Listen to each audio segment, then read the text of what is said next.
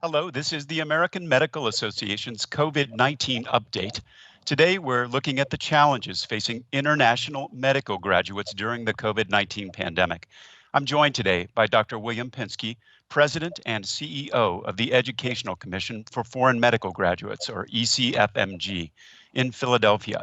Dr. John Andrews, AMA's Vice President of Graduate Medical Education Innovations in Chicago, and Dr. Kamalika Roy, an IMG and assistant professor in the Department of Psychiatry at the Oregon Health and Science University in Portland, Oregon. I'm Todd Unger, AMA's Chief Experience Officer in Chicago.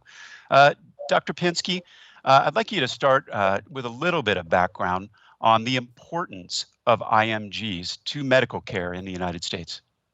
Sure, Todd. Thanks, and thanks for inviting me today. Hello, John and Kamalika. Nice to see you this morning as well. International medical graduates have been very important to healthcare delivery in the United States for decades. ECFMG was formed almost 70 years ago in order to be able to certify international medical graduates, their education and their background. According to the AMA database, approximately 25% of all physicians in the United States are international medical graduates. These individuals generally are among the brightest around because it is a pretty strenuous journey to come through the process and be qualified to practice here.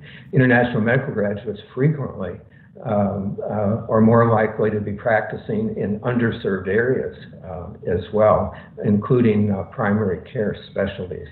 So from an access perspective in the United States, for quality healthcare, they're extremely important. And it's reflected in the training programs as well, because approximately 25% of residents and fellows in training are international medical graduates. Is there any news or impact in the Trump administration's announcement recently about a 60-day halt on green cards? Another good question, and obvious concern all around. Anytime there's a change in immigration policy, whether it's an executive order or something else, it's of concern. Fortunately, we have had a long-standing, excellent relationship with the Department of State. They are excellent partners with us, and they have been very responsive to us during this administration as various changes have occurred. And then over the last couple months, with the announcement of closing of the embassies and the consulates in terms of processing visas, they responded to us almost immediately and have been facilitating the process of visas and at the consulate and embassy level. The most recent executive order that has come out was immediately clarified by our colleagues in state that the reference is to immigration visas. The international medical graduates, particularly those on the J1 visas that we work with, do not come here on an immigration visa. And even on top of that, essential personnel, such as healthcare workers and particular physicians, have been excluded from that. So even though we all had a little bit of a scare the other day, fortunately, because we have good advocates in the Department of State, it's turning out the proper way. Well, that is good news. Dr. Roy, can you tell us a little bit, in your view, what the most challenging issues are for IMGs as a result of the pandemic? So there were several challenges for IMGs in terms of temporary work visa and immigration before the pandemic. What this pandemic did is actually made it worse and made it more unstable. Talking about the executive order, the recent new executive order at all, because that did not change much in terms of our challenges. However, the pandemic itself, the closing, the slowing down of processes by the USCIS and the Department of State everywhere, that actually caused a lot of challenges in terms of renewing the existing visas. The IMGs that are already working here for many years, most of them are on H-1B visa, They are not on J1. So I just want to clarify, I'm not talking about the J1 visa that Dr. Pensky just mentioned. So that process is a separate problem. But then the IMG doctors that are already working here, they work on H1B visa. And they have to keep on renewing that H1B visa every few years. Sometimes it's 1 year, sometimes it's 2 or 3 years, whatever the contract says, depending on that. So that process have been halted. And it's like a multi-layer problem. It's not only USCIS.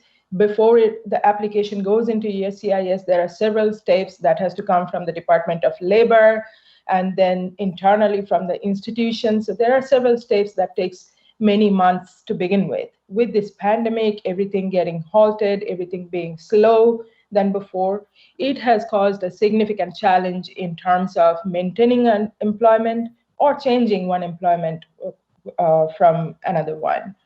So realistically, what it comes down to, I know there is a grace period of 60 days and everything else, but realistically, if an IMG during this pandemic loses a job or is furloughed for some reason, or becomes sick or cannot work for any reason, then realistically, it's impossible to find out another job, go through the paperwork, credentialing, licensing, and every other thing within that short period of time against that delay that's already happening from the administration to secure another job. So practically, they're at a very high risk of losing their legal status, and their family also are at the same risk of losing their legal status.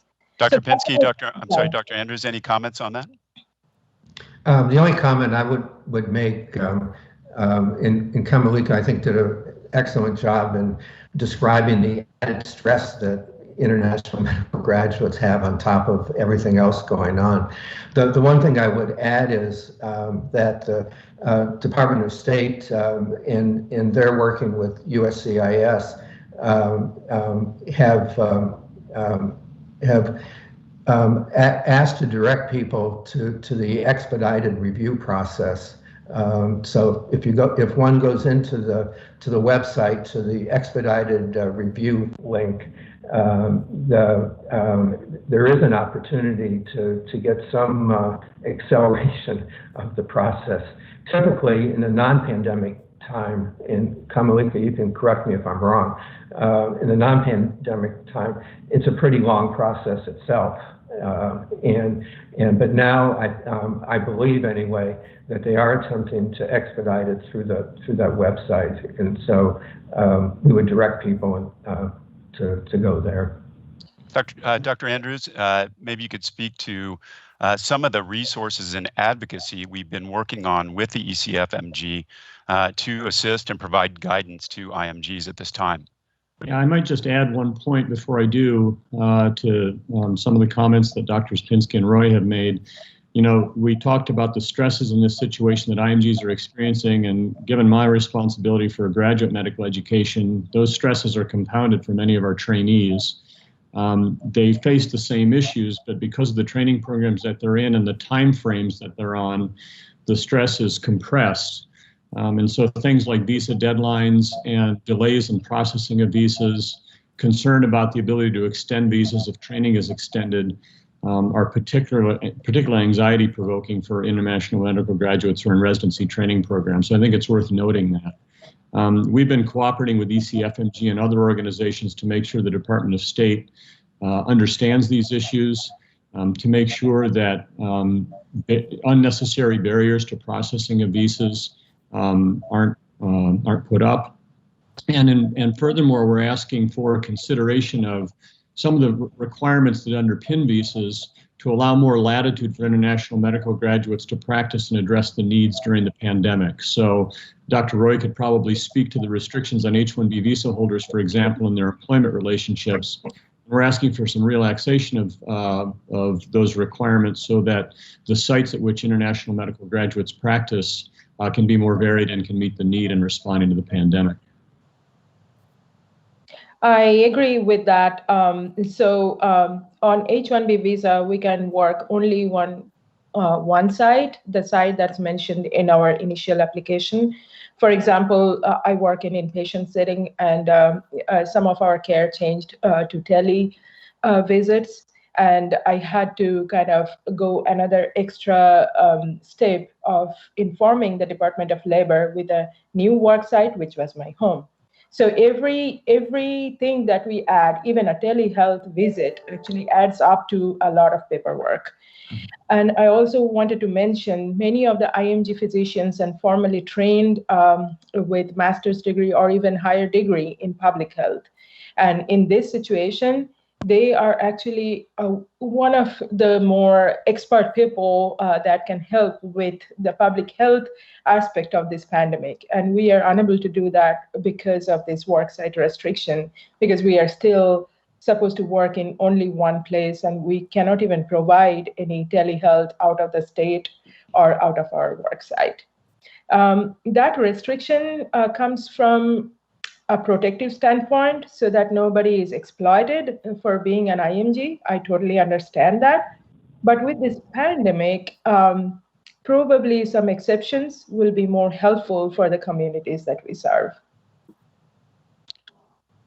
Does anyone have any final words of guidance for those in the IMG community about how to navigate this time successfully?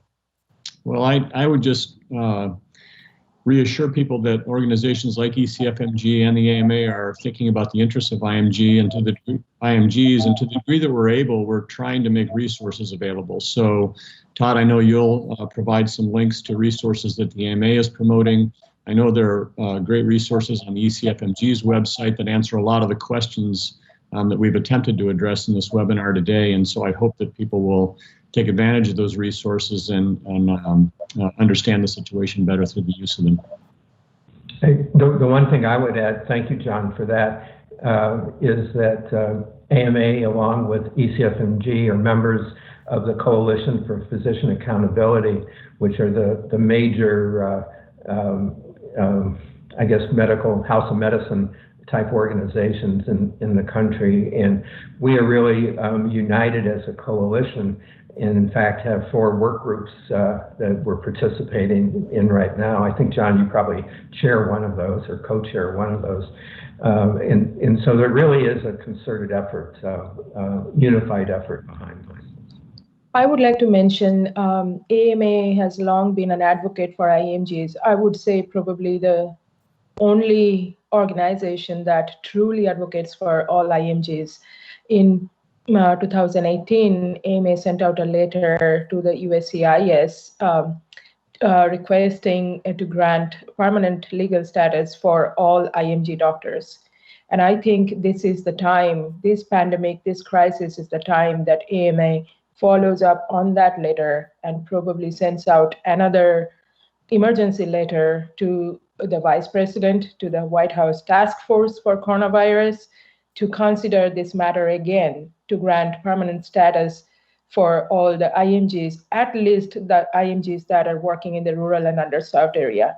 I'm a little bit concerned that these people, in this immigration and administrative processes, this rural and underserved, the critical access hospitals might lose their only doctors that they got after many years of search. So looking at that realistic risk, looking at that possibility, I think it's worth a try for AMA to request and to follow up on the same thing that they asked a couple of years ago. Dr. Pinsky, Dr. Andrews, any final comments? No, I just appreciate the opportunity today to be able to discuss this with my colleagues. I appreciate the AMA's support. We've long been a supporter of the IMG section in the AMA, and since I've been in my position the last 4 years, been very active there. So I know that there's great passion within the IMG section, and we've been very pleased to be able to advocate along with the AMA. Yes, well, thank you, Dr. Pinsky and the ECFMG for your continued support and advocacy for IMGs. Dr. Roy, Dr. Andrews, thanks very much for being with us today. That's it for today's COVID-19 update. For resources for IMGs, please go to the COVID Resource Center on the AMA site at ama-assn.org/COVID-19. Stay safe this weekend. We'll be back next week with another set of COVID-19 updates.